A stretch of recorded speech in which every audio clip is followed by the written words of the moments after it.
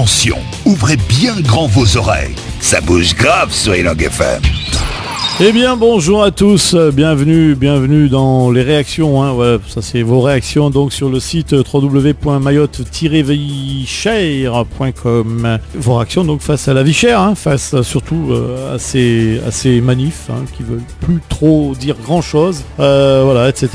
Donc les réactions, allez, c'est pas, bon, je suis pas là, je sais, pour faire des commentaires, donc je vais lire tout de suite vos réactions. Ça commence avec petite section de maternelle, ce sont les réactions d'hier, bien sûr, du 7 novembre. Voilà, petite section de maternelle a écrit: bon, ça y est, les joyeux tristes syndicalistes ont mis au point durant ce week-end une nouvelle stratégie. La stratégie dite de la cour de récréation de maternelle. Peut-être sont-ils frustrés de ne pas avoir y être allés durant leur enfance respective. Toujours est-il que ce n'est pas comme ça que la grève risque de se terminer. Pauvre monsieur Robin, que doit-il penser du comportement des syndicalistes et de leur troupe de, 3 petits points, de sales gosses capricieux? Il serait temps que l'État et la région songent à financer la construction du premier hôpital psychiatrique de Mayotte. On connaît déjà les 3 premiers patients. Toujours le 7 novembre 2011, Wecha Wesh de Paris a écrit: cher Soussou de Zini, je ne me permets pas de juger la culture, les pratiques et les coutumes mahoraises. Je crois que tu fais semblant aussi d'ignorer la raison principale de ce que tu décris, qui me semble être la misère,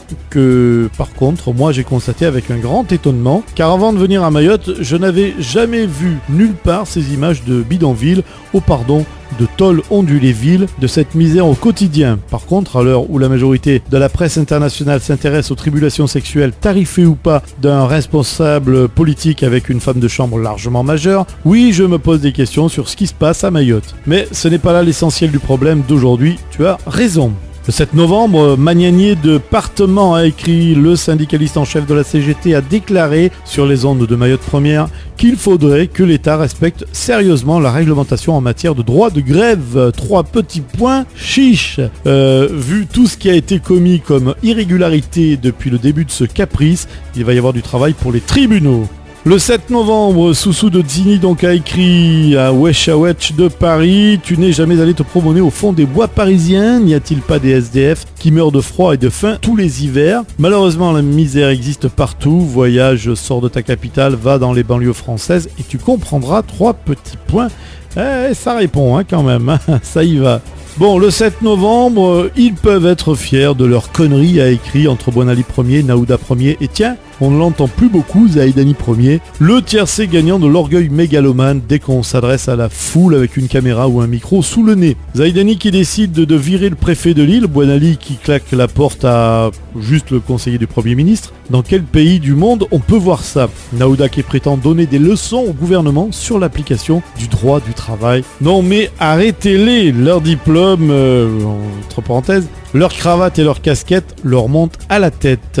7 novembre, petit papa de Noël a écrit: ah, si on l'a entendu, le président Zaïdani à la radio ce soir, suite à la complainte des doctorants mahorais essayant de faire des études en métropole, mais qui n'avaient pas reçu l'argent de leur bourse. Il déclarait donc aux futures élites de ce pays que le conseil général avait fait son travail, mais que c'était la pairie qui n'avait pas fait le sien. Il ne comprend pas pourquoi d'ailleurs. Il devrait quand même savoir que les routes sont barrées ou que les gens de la pairie sont virés de leur bureau par ces employés grévistes, ou alors peut-être qu'il n'y a plus assez de pognon. 3 petits points. Pas grave, le président accompagné d'une délégation vont partir pour un tour de France, 5 villes, du 13 au 18 novembre pour expliquer aux étudiants les raisons du non-paiement des bourses. Je vous parie que ça va être la faute de l'État. Pas besoin de dépenser tant d'argent en billets d'avion, un simple coup de fil aurait été suffisant. Vous remarquerez que tous les ans en novembre, décembre, les conseillers généraux vont faire leurs achats de Noël en métropole. Tous les prétextes sont valables. Dur, la vie chère.